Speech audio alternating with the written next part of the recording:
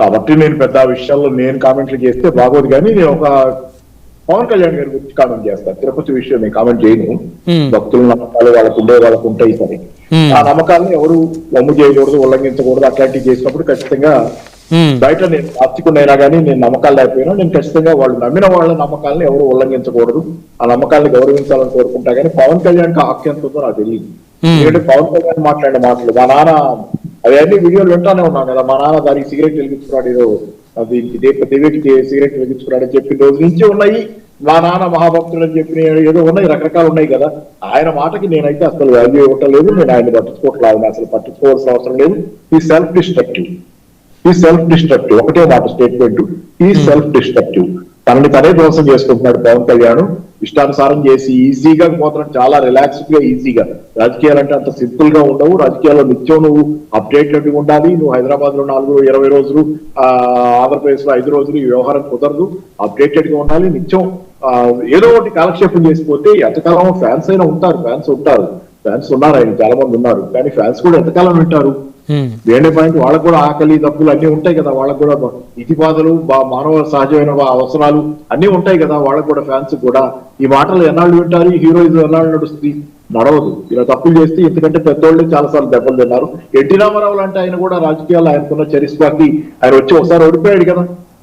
ఈయన అలా కాదు, అసలు చరిత్ర మొత్తంగా రాజకీయాల్లో లేకుండానే పోయే పరిస్థితి. ఎన్టీ రామారావు ఏదో కొన్ని ఇందాక కూడా ఎవరో ఎన్టీఆర్ గురించి ఏదో చంద్రబాబుతో పోలిస్తున్నారు, మిత్రులేని అనుకుంటా. ఎన్టీఆర్ వేరు, చంద్రబాబు వేరు. నేనైతే కలుపుతుంటా. ఎన్టీఆర్ సంక్షేమం తెచ్చారంటే చంద్రబాబు సంక్షేమం పీకేస్తున్నాడు. అది చాలా తేడా ఉంది. చంద్రబాబు నాయుడు గారు విజనరీ లీడర్ కదా సార్. ఏ విజనరు? ఏ దిక్కు చూస్తున్నాడు ఆయన? విజన్ 2020 అనేది సార్ ఆగండి సార్. ఆయన విజనరీ లీడరు. 2020 అన్నాడు కదా, విజన్ 2020 అయి 5 years అయిపోయింది. ఇప్పుడు కొత్త విజన్ తెచ్చాడు మళ్ళీ. ఇలా ఆయన తెస్తానే ఉంటాడు. జనం గుర్రం ముందు పచ్చిగడ్డి పెట్టి పరిగెత్తించినట్టు జనం పరిగెడతానే ఉంటారు. ఆ విజన్ మాత్రం ఎప్పటికీ నిజం కాదు. చంద్రబాబు గెలుస్తా ఓడిపోతే ఇలాగే నడుస్తుంటుంది ఆయన ఉన్నంత కాలం. ఏంటి జరిగేది? ఏం జరిగింది? ఏ విజన్ నిజమైంది?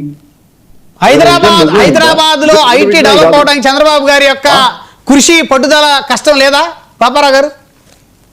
కృషి చేస్తారండి. ఆయన చేసే కృషి నష్టం చేస్తుంటే ఏం చేస్తాం?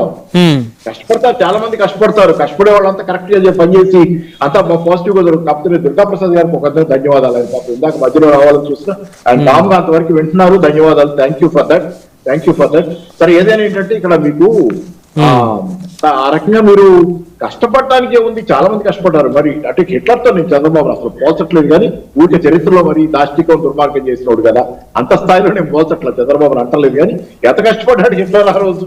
సామాన్యంగా కష్టపడ్డాడు. రాత్రి పగలు నిద్రపోకుండా ఏదేదో ఇంజక్షన్ కూడా తీసుకునేవాడు అంటారు స్టిమ్యులేషన్ కి.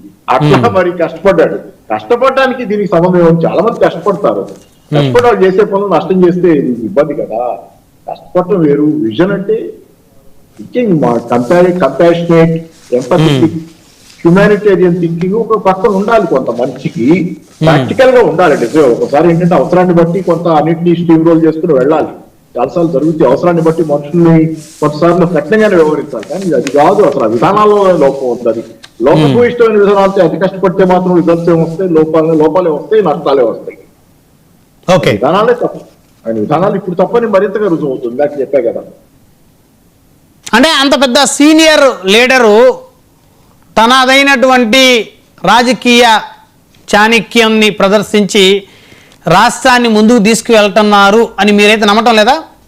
గడ్డు కాలంలో సీనియర్ జూనియర్ నేను నమ్మను. నాకు కూడా సీనియారిటీ ఉన్నట్టే. నాకు 66 ఏళ్ళు.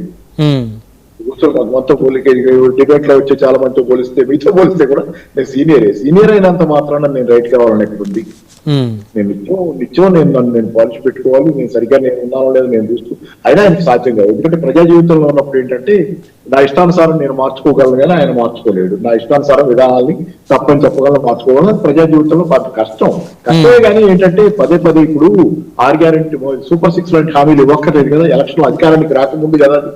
ఆయన విషయం ఏదైనా ఉంటే స్పష్టంగా ఇది నా ఆలోచిస్తున్నానని చెప్పి వస్తే బాగుండేది. పదే ఇదే రకంగా చెప్పి అప్పుడు అంతకుముందు గ్యారెంటీలు, అంతకుముందు కూడా మేనిఫెస్టో ఆయన తీసేశాడని. ఇది మన ఆన్లైన్ నుంచి పెట్టిన మేనిఫెస్టో కూడా 600 పైన హామీలు ఏమున్నాయని తీసేశాడు. ఏమేమి వెళ్తారు లేదని పదే వీళ్ళు ప్రశ్నించారు. టీడీపీ వెబ్సైట్ నుంచి మేనిఫెస్టో రిమూవ్ చేసినట్టున్నారు. ఐ థింక్ అదే తీసేసినట్టు కాదు. అయితే ఇది పద్ధతి కాదు కదా. నేను చెప్పేది ఆయనకి నిజంగా ఏ అభిప్రాయాలు ఉన్నాయో ఆ అభిప్రాయాలు చెప్పి ప్రజలకు నచ్చి వస్తే పర్వాలా. ఎందుకంటే ఎలక్షన్ అధికారంలో లేని పార్టీ ఎలక్షన్లో అధికారం కోసం రావడానికి ప్రయత్నించేటప్పుడు గతం నుంచి తను చేసిన తప్పుల్ని దిద్దుకొని మార్చుకొని కొత్త పద్ధతిలో నేను ఇలా చేయదలుచుకున్నాను, పాత పద్ధతిలో నేను వదిలేశాను అని చెప్పి ఆయన వదిలేశానని కొన్నిసార్లు చెబుతాను. నేను చాలా మారాను అంటాడు. ఏం మారాడు, అధికారంలోకి వచ్చిన తర్వాత అదే